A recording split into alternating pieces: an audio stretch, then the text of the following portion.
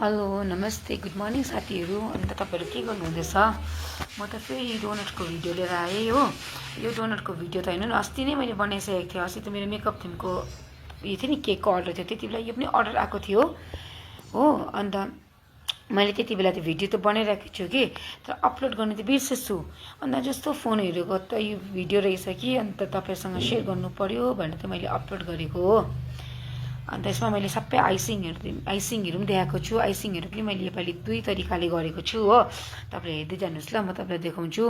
अन्त 2 तरिकाले भन्दा मैले यसमा चाहिँ योपालि व्हाइट चक्लेट र नि डार्क चक्लेटमा बनाएको छु। सधैँ त म डार्क चक्लेट मात्रै बनाउँछु, तर योपालि मैले व्हाइट चक्लेटमा पनि बनाएको छु। व्हाइट चक्लेटमा चाहिँ कस्तो भएको थियो कुनी, मिठो भएको थियो होला। अब मैले टेस्ट त गरेन, तर हेरौँ, कस्टमरले लिएर गएको थियो, उनीहरूलाई मन पर्यो होला हो।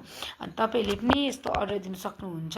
मलाई अर्डर दिनुहोस्, फोन गर्नुहोस्, मेसेज गर्नुहोस्, म मजाले तपाईँहरूलाई बनाइदिन्छु ल। Thank you.